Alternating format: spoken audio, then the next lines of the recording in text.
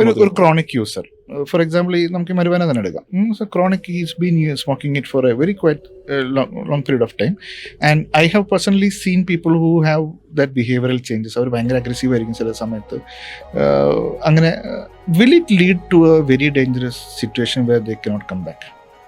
Yes, cannot come back എന്നല്ല, yes, പക്ഷെ അവരുടെ ലൈഫ് സ്പോയിൽ ആവുന്ന ഡിസ്ഫങ്ഷണൽ ലെവലിലേക്ക് പോകും. എങ്ങനെയാണ് സർ ഒന്ന് അതിനെ കുറിച്ചൊന്ന്? ജനറലി ഡിസ്ഫങ്ഷണൽ ആക്കുന്നത് ഈ ഡോപ്പമിൻ ഹൈകൾ ഉണ്ടായി ഏറ്റവും അവസാനം ഇത് പിന്നെ ഉണ്ടാവാത്ത ഒരു ലെവലിലേക്ക്, അതായത് വേറെ നമ്മൾ തന്നെ സപ്പോർട്ടീവായിട്ട് നമ്മൾ പുറത്തുനിന്ന് ആൽക്കഹോളോ അല്ലെങ്കിൽ ഇത് കഞ്ചാവോ കുടിക്കുമ്പോൾ ഡോപ്പമിൻ അല്ലായിരുന്നേ, ശരീരത്തിലുള്ള ഡോപ്പമിന്റെ അളവ് ഒറ്റയടിക്കാൻ പുറത്തൊന്നും തരുന്നില്ല. ഈ പറഞ്ഞ ആൾക്ക് തെറ്റിദ്ധരിക്കും, നമ്മൾ ഡോപ്പമിനെ കഴിക്കുന്നത് തെറ്റിദ്ധരിക്കും. ശരീരത്തിലുള്ളത് തന്നെ ഒറ്റയടിക്ക് നമ്മൾ ഉദാഹരണം പറയുമ്പോൾ ഗെയിം കളിക്കുമ്പോൾ നൈട്രോ അടിക്കൂലേ, ഉദാഹരണം ആ ഉണ്ടായ സ്റ്റോർഡ് എനർജി ആ കുറച്ച് നേരം കഴിച്ചുമ്പോൾ നിങ്ങൾക്ക് ഉണ്ടാവുന്ന സ്റ്റോർഡ് നൈട്രോ ഒറ്റയടിക്ക് ഉപയോഗിച്ച് തീർക്കുകയാണ്. അതേപോലെ ഡോപ്പമിന്റെ അവസ്ഥ അതൊന്ന് അടിയിലേക്ക് വരുമ്പോഴത്തേക്കും ഫാന്റാസ്റ്റിക് എക്സാമ്പിൾ ഫോർ ഗെയിമേഴ്സ്. അപ്പൊ അങ്ങനെ അളവിൽ കൂടുതൽ ഡോപ്പമിനുകളോ അല്ലെങ്കിൽ ബാക്കിയുള്ള ന്യൂറോ ട്രാൻസ്മിറ്റേഴ്സുകളോ, അതായത് ഒരു ഹാപ്പി ഹോർമോണുകളായിട്ടുള്ള ന്യൂറോ ട്രാൻസ്മിറ്ററുകളോ അളവിൽ കൂടുതൽ ആവശ്യമില്ലാതെ വന്നുകൊണ്ടിരിക്കുകയാണ്. അങ്ങനെയാണ് അനാവശ്യ ഹൈകൾ കിട്ടുന്നത്.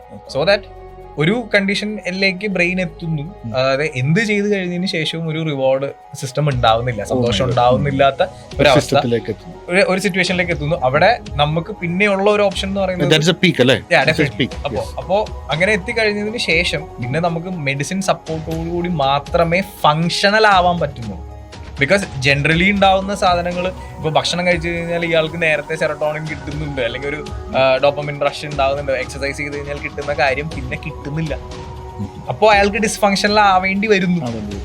അപ്പോൾ അത് മാനസികമായിട്ട് ഒരു വ്യക്തിയെ സംബന്ധിച്ചിടത്തോളം അയാൾക്ക് ബുദ്ധിമുട്ടുണ്ടാക്കും. അയാൾക്ക് ഒരു സാധാരണ ലൈഫ് സ്റ്റൈല് കൊണ്ടുപോകാൻ പറ്റില്ല.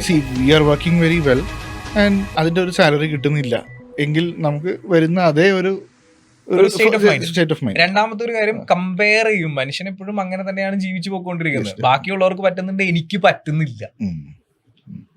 അപ്പൊ അത് ഭയങ്കര ഡിപ്രസീവ് ആണ്.